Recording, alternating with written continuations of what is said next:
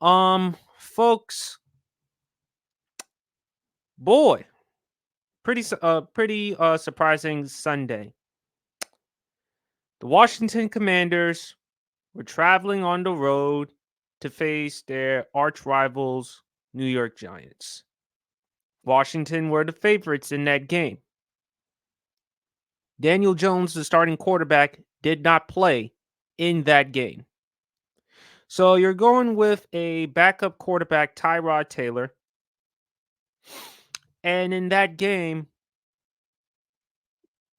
the New York Giants managed to win 14-7. Now, you're probably asking me, were you shocked with the game? Were you shocked with the reaction to the game?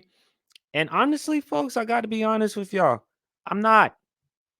I am not at all surprised with what I saw yesterday against the Commanders and the Giants. And the reason why I'm not is because I predicted that the Commanders was going to lose to the New York Giants because at some point in time the New York Giants were going to break their losing streak. Even without Daniel Jones or whoever was at quarterback, the New York Giants were going to break their losing streak. They're going to break their losing woes. Because I don't trust Washington. I think Washington is too inconsistent of a football team. And it all starts with Ron Rivera and ends with Ron Rivera. I'll touch on him on a later day, but bottom line, like I said before, and I'll say it again, he has to go.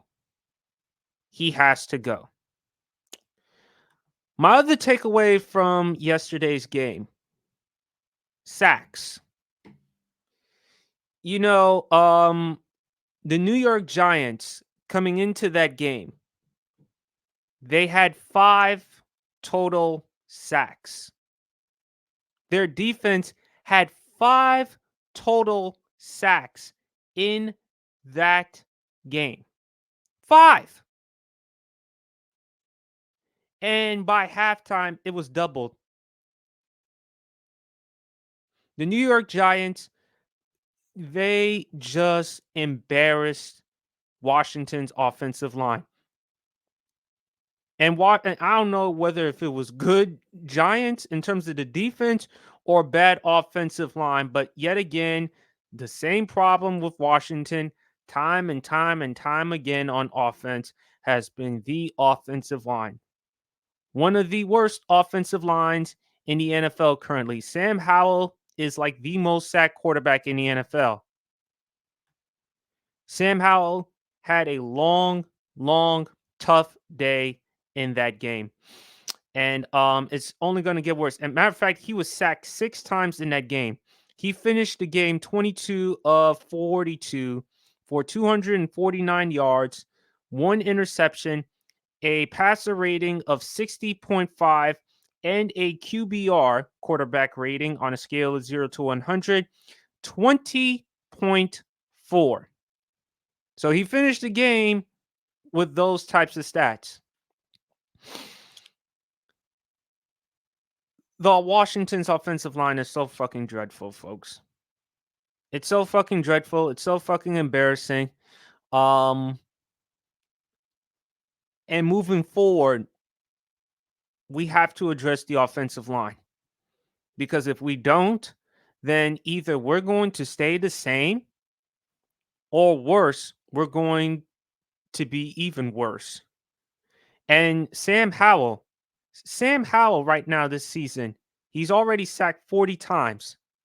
He is on pace to be sacked 97 times this season.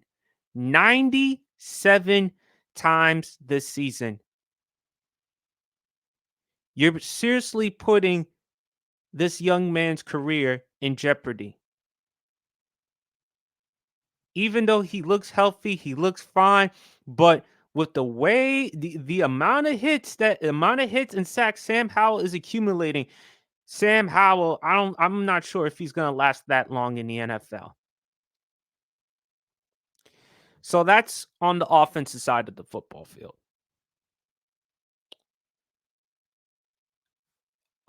Before I talk about the defense, oh yeah, I forgot to mention there were also a couple of missed opportunities for the Commanders on offense. Of course, Jahan Dotson with the late drop pass. Had he caught that ball, perhaps we would have still had a chance to tie the game, put it 14-14, and who knows, go to overtime. I thought there were key missed opportunities for the Commanders on offense to cash in the check. And I also thought with Eric Bieniemy, like I said, Sam Howell, you're asking him to throw the football too much. This is not Kansas City, man. Washington, I understand this is a pass happy league. I understand you come from the Andy Reid coaching tree. You've been around Andy Reid, and heck, you worked with a future Hall of Fame quarterback in Patrick Mahomes, but that is not Sam Howell. And the Washington Commanders offense is damn sure not Kansas City.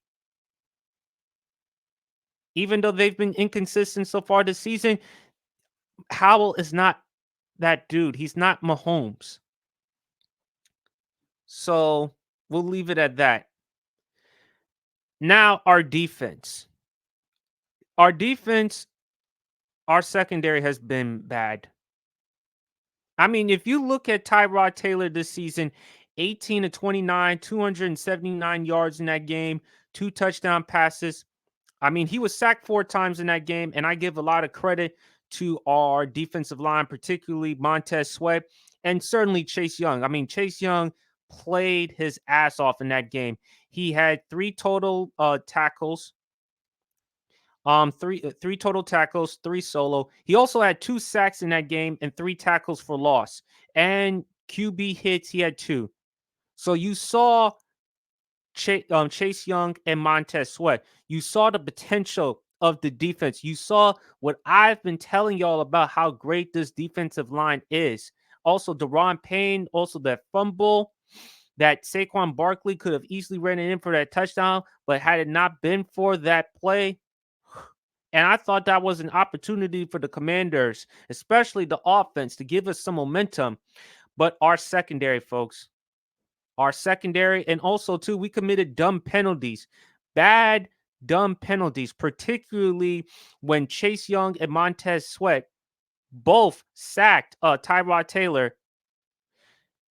It was called back because of illegal contact. And once I noticed that play, I'm like, shit, man. Shit. And I mean, I'm not really at all surprised with the loss, folks. Y'all can say whatever y'all want about the loss. I am not all surprised. 14-7. Thank God. Thank God it was not 30-0. Because honestly, that's how I thought that game was supposed to be. I really actually thought the game was going to actually go down 30-0. That's how bad the offense was. That's how bad I thought the game was going to go. Because offense, we couldn't move the ball. Our quarterback is constantly getting sacked, and defense, our secondary is just bad. Outside of our defensive line, our secondary is just straight up, flat out trash. It's just flat out trash. It's just bad football to watch. Period. End of story. And it just seemed like to me, the New York Giants, and again, this is a team that lost 4 games in a row. This is a team that has had y'all number. You would have thought, okay, this is the type of game after coming off a great victory last week against Atlanta, we would respond and keep up the winning streak. We would still have a chance to compete in the NFC East. And yet, Washington is going back to Washington ways.